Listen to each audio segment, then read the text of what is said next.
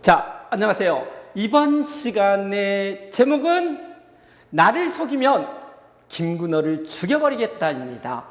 누가 백범김구 선생에게 이렇게 험한 말을 했으며 무엇 때문에 이렇게 험한 말을 했을까요? 이제 그 사연에 대해서 살펴보겠습니다. 때는 언제로 가냐면요, 1945년 해방이 되던 12월 달인데요. 이른바 해방 전국을 뒤집어 엎어버렸던 신탁통치 파동이 일어나게 됩니다. 거기에서 제3항에 보시면은요, 이 4개국에 의해서 5년 이내의 신탁통치가 결정이 되게 되고요. 우리의 백범 김구 선생은 완전히 뒤집어지게 됩니다. 그러면서 김구의 쿠데타라고 하는 조치들을 발표하게 되는데요. 그게 무슨 내용이냐면요, 임정을 절대로 수호한다. 백범 김구 선생이 임시정부를 요원들을 데리고서 조선에 들어왔었을 때 개인 자격으로 들어왔습니다. 왜냐하면 미 군정이 임시정부를 인정하지 않았기 때문입니다. 그런데 이제 임시정부를 절대로 수호하겠다라고 발표를 하고 있고요. 이것보다 더 중요한 거는 외국 군정, 다시 말해서 당시에 남한에 있었던 미 군정을 전면적으로 부정을 하겠다라는 거고요. 이제 미 군정 대신에 대한민국 임시정부가 사실상 통치를 하겠다라는 선언이 되겠고요. 그러면서 총파업을 지시를 하게 됩니다. 이와 같은 김구의 쿠데타에 대해서 미 군정이 너무나 당연하게도 그냥 있지 않겠죠. 미 군정의 반격이 시작이 됩니다. 바로 하지가 되겠는데요. 주한 미군 사령관이 되겠습니다. 하지가 1946년 1월 1일에 백범 김구 선생을 불러서요, 단판을 짓게 됩니다. 그러면서 그 문제의 발언을 하게 된다라는 거죠. 나를 속이면 김구 너를 죽여버리겠다라고 하지가 협박을 하게 되는 것들이고요. 우리의 백범 김구 선생도 이거에 대해서 가만히 있을 사람이 아니잖아요. 자살하겠다고 날뛰었다고 기록에 나와 있습니다. 그렇다면 이 두 사람의 대결은 어떻게 끝이 났을까요? 안타깝게도 김구 아저씨가 꽁지를 내리는 걸로 끝이 납니다. 그래서요, 백범 김구 선생은 뭐라고 이야기를 하냐면요, 하지에게 우리는 외국 군정, 다시 말해서 미 군정을 부정하는 것이 아니라 단지 신탁 통치에 대해서 반대할 뿐이다라고 이야기를 하고 그거를 발표하게 됩니다. 물론 총파업도 철회하게 되고요. 물론 이렇게 끝나기는 했지만 과연 신탁 통치가 무엇이고 누구의 머릿속에서 어떤 의도로 이게 나오게 됐는지 그거에 대해서 살펴보도록 하겠습니다. 모스크바 3상회담의 결정문에서 5년 이내의 이 신탁 통치를 한다라는 조항이 있는데요. 여기 보시다시피 신탁 통치라는 것은 믿고서 맡겼다라는 뜻이 되겠습니다. 믿을 신자에 부탁할 탁자가 되겠습니다. 그래서요, 이 신탁 통치의 구상은 뭐냐면요, 믿고서 맡기는 건데 뭐를 맡기냐면은 우리를 통치해 주세요 라고 맡기는 겁니다. 왜 스스로 통치하지 못하고 남에게 자신의 통치를 맡기게 되냐면요, 바로 핵심적인 문제가 이거겠습니다. 자치 능력이 있느냐 없느냐, 이게 문제가 되겠고요. 자치 능력이 생길 때까지 우리를 맡아서 통치해 주세요. 이게 신탁 통치가 되겠고요. 다른 말로 바꾼다고 그러면 후견인 정도가 되겠습니다. 지금도 미성년자는 스스로 판단 능력이 없기 때문에 보호자가 뒤에서 도움을 주는 거고요. 그래서 신탁 통치 내지는 후견인 제도는 통치 능력이 없는 집단을 보호자가 보호를 하듯이 그렇게 일정 기간 통치를 한다라는 이런 의미가 되겠습니다. 자, 그렇다면 신탁 통치의 구상은 누구의 머릿속에서 나오게 됐을까요? 바로 미국 대통령이었었던 프랭클린 루즈벨트의 머릿속에서 나오게 되는데요.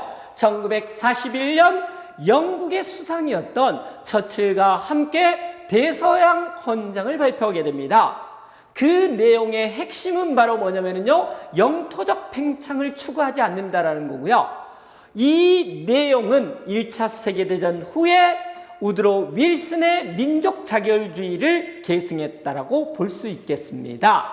그래서 미국의 프랭클린 루즈벨트는 2차 세계대전 이후에 세계를 어떻게 재편을 할 것인가에 대해서 고심을 하게 되는 거고요.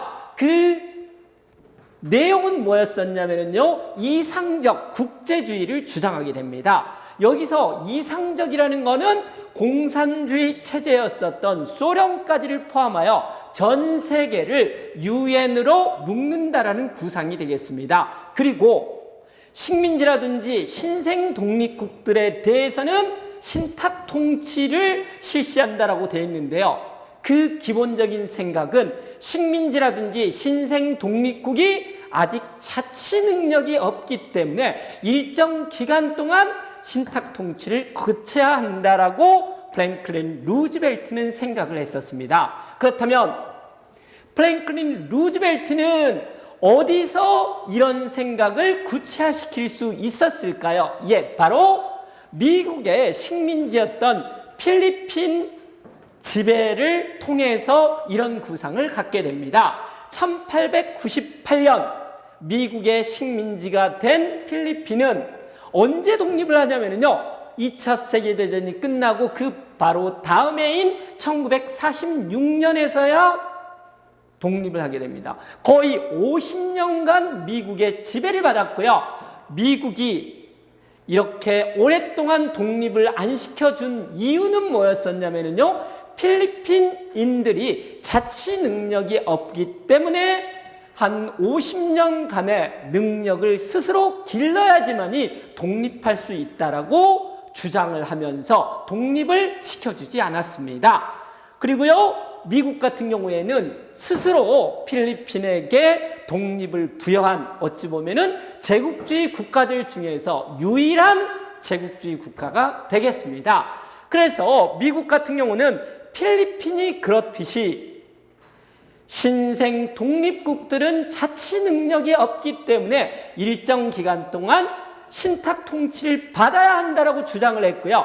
이것이 바로 조선에도 적용이 된 겁니다. 조선에는 어떻게 적용이 됐냐면요, 카이로 회담에서 처음으로 나타나게 되는데요. 1943년 우리나라 독립을 최초로 인정해 줬다는 그 카이로 선언의 내용을 보시면은요, 노예적 상태에 있는 한국을 적당한 절차에 따라 적당한 시기에 의해서 독립을 시켜준다라고 나와 있는데요. 이 노예적 상태라는 것은 어찌 보면은 일본의 식민지에 의해서 모든 권리가 박탈되어 있는 비참한 상태를 단순히 묘사했다라고도 볼 수는 있지만 여기서는 그런 뜻만을 가진 게 아닙니다.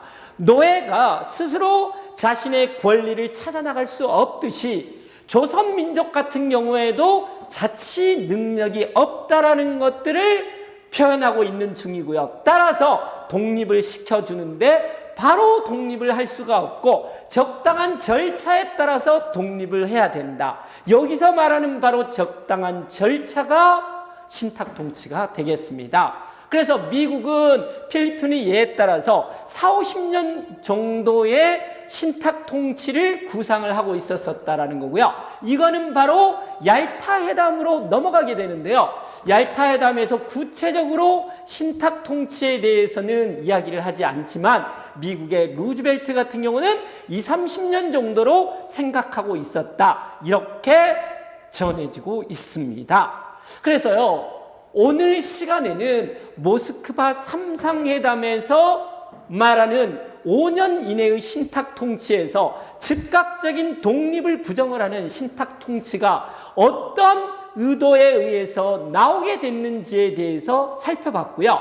이제 이 신탁 통치를 둘러싸고서 조선 사회가 어떻게 대립하게 되는지 이거에 대해서 본격적으로 살펴보도록 하겠습니다. 자, 오늘 시간은 여기서 마치겠습니다. 고맙습니다.